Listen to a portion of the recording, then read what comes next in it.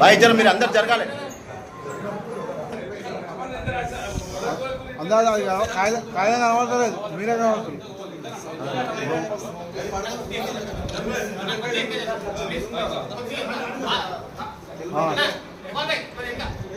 Ready అన్న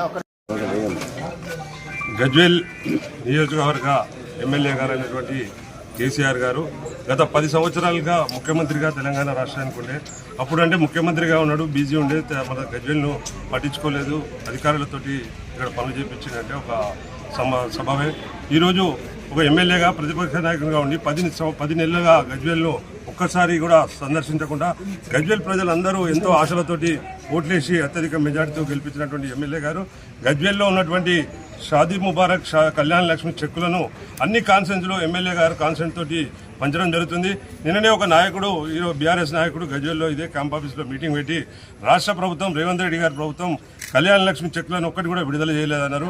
నిన్ననే చేర్యాల పల్లరాజేశ్వర రెడ్డి గారు ఎన్నో చెక్కులను నిన్న పంచడం జరిగింది, మొన్న 25వ తారీఖు. అలాగే దుబ్బాక, సిద్దిపేట మరియు మెదక్లో కూడా అక్కడ స్థానిక ఎమ్మెల్యేలందరూ కూడా మినిస్టర్ గారిని పిలుచుకొని చెక్కులు పంపిణీ చేసిన ఫోటోలు కూడా అవన్నీ కూడా మీ అందరి పత్రికా విలేకరులకు అందరికీ తెలుసు. అలాగే గజ్వేల్లో ఒక్కటి మాత్రము మొన్న మినిస్టర్లు వచ్చినప్పుడు మేము ప్రోగ్రాం పెట్టి 860 చెక్కులు కళ్యాణ లక్ష్మి షాదీ ముబారక్ చెక్కులు ఉండే దాన్ని మినిస్టర్ల చేతుల మీద వంచుతా అంటే అప్పుడు ప్రతిపక్ష నాయకుడి హోదాలో నేనే పంచుతా అని చెప్పి మన మాజీ సీఎం గారు చెప్పడం జరిగింది. దానికి అధికారులు మాకు త్వరలో పంచామని చెప్తున్నారు. దయచేసి పండుగ, దసరా పండుగ, బతుకమ్మ పండుగ ఎంతో పెద్ద పండుగ. బీద ప్రజలు ఇంచుమించుగా సంవత్సరం నుంచి కళ్యాణ లక్ష్మి చెక్కుల గురించి చాలా ఎదురు చూస్తున్నారు. తప్పకుండా ఎమ్మెల్యే గారు అతి తొందరలో 2-3 గజ్వేల్ ఎమ్మెల్యే గారు అయినటువంటి కేసీఆర్ గారు అధికారులతోట, ఎమ్మెల్సీ గారితో, ఆయన పార్టీ ప్రతినిధులతో, ఎవరితోటైనా సరే బీద వాళ్లకు చెక్కులు అందే విధంగా 2-3 రోజులలో ఏర్పాటు చేయాలని కూడా మేము డిమాండ్ చేస్తున్నాం. తప్పకుండా గజ్వేల్లో అసలు గజ్వేల్ ఆయన 10 నెలలుగా ఎలాంటి విషయాల్లో జోక్యం చేసుకుంటలేడు. గజ్వేల్ ప్రజలకు ఎంత అన్యాయం జరిగిందంటే ఆడ సిద్దిపేటలో కానీ సిరిసిల్లలో కానీ 6000 డబుల్ బెడ్రూమ్లు ప్రతి ఒక్కరికి బీద వాళ్ళకు అందజేసిన చరిత్ర హరీష్ రావు గారి, కేటీఆర్ గారిది. ఒక సీఎంగా 10 సంవత్సరాల నుండి గజ్వేల్లో ఒక్కరికి కూడా డబుల్ బెడ్రూమ్ ఇల్లు ఇవ్వలేని ఘనత మన కేసీఆర్ గారిది.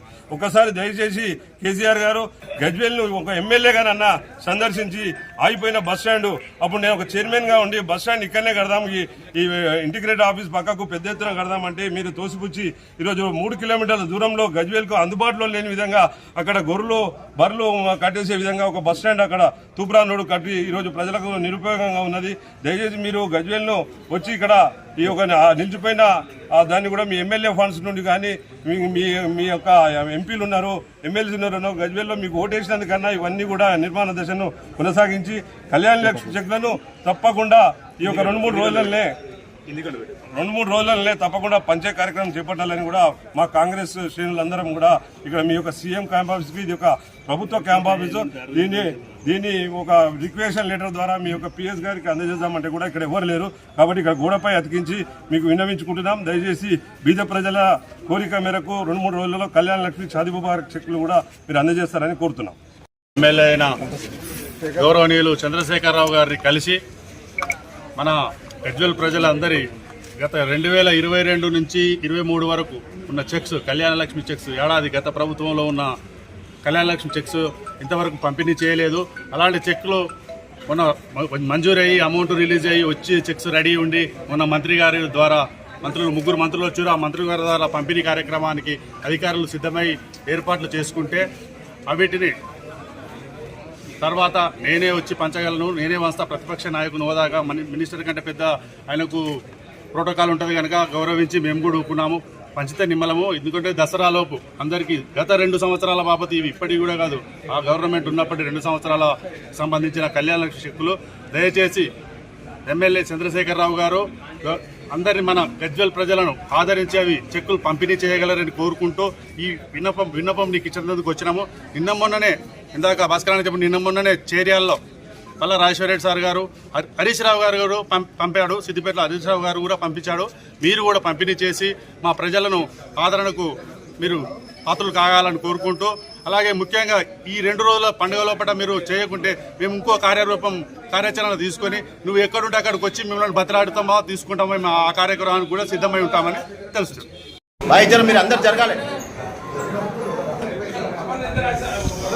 అందాజ అది కాయలు కనబడతలేదు, మీరే కనబడుతుంది.